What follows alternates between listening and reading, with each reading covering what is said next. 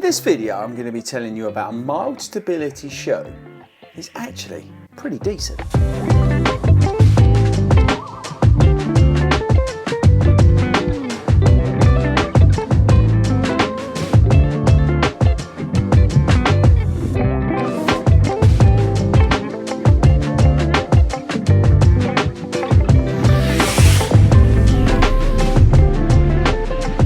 Hello everybody and welcome to FORDY Runs. My name is Chris Ford and I'm a running coach who loves to review running shoes here on YouTube. And today we've got a mild stability shoe from New Balance. We've got the brand new 860 version 14. Okay, so how this video is going to work, I'm going to give you the stats and features, tell you what's new here because there's quite a bit going on, tell you things I like, things I've not liked since we've been running in the shoe, and I'm going to wrap it up at the end and tell you why I think it's actually not a bad shoe. Okay, so the New Balance 860, now if you didn't know, I'm a big fan of the 1080 version 13. I really like this shoe. This is from last year, as you can see.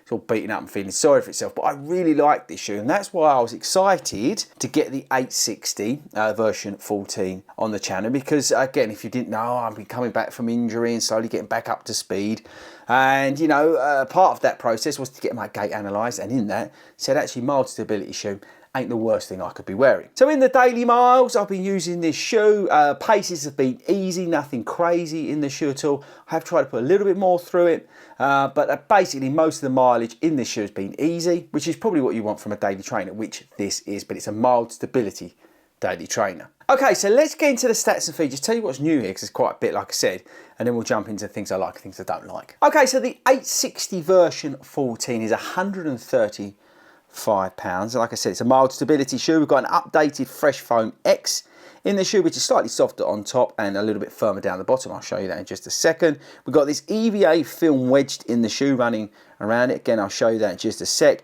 The shoe now has an 8mm drop versus 10mm from the previous, and we have got an increase in the stack. I believe it's 35.5mm in the heel. It doesn't fit true to size. It's a UK 10 for me, and we've got this knit mesh upper. Okay, right, so like I said, we've got some new things going on here. Fresh Foam X, which is slightly updated, feels very similar to what we've got in the 1080. We've got like this softer top part here, and here is the, come on camera, so this is the EVA foam bit. This is slightly softer, this is slightly firmer, but you will notice there's no posting in the shoe. The previous versions, etc., have all had postings in here, but we don't have that.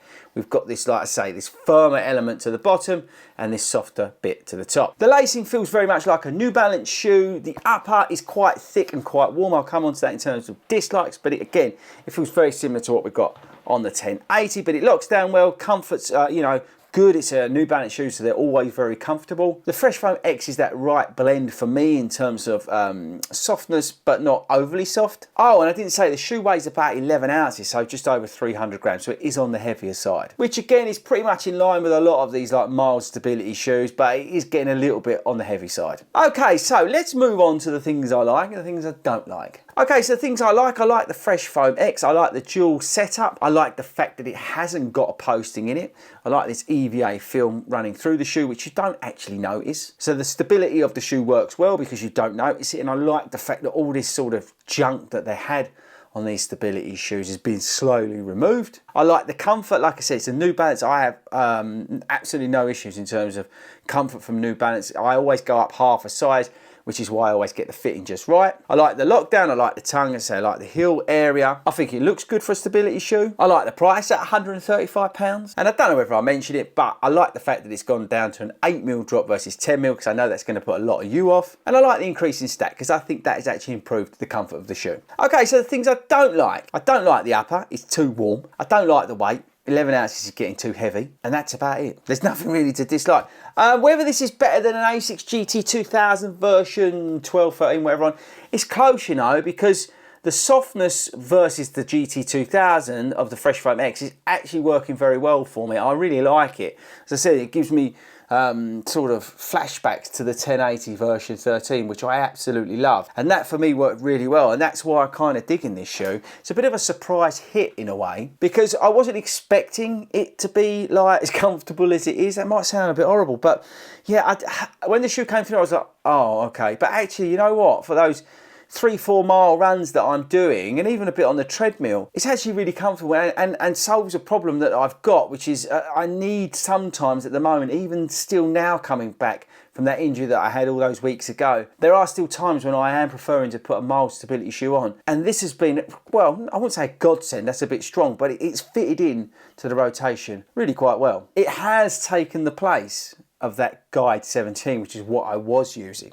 So that's the biggest compliment I can give it. So look, if you're after mild stability, I think this is a good way to go. You may go with the Guide 17, you might go Asics GT 2000, but for me, the Fresh Foam X in this shoe, the blend of it, just works really well. I like the fact they've taken all the junk out of it.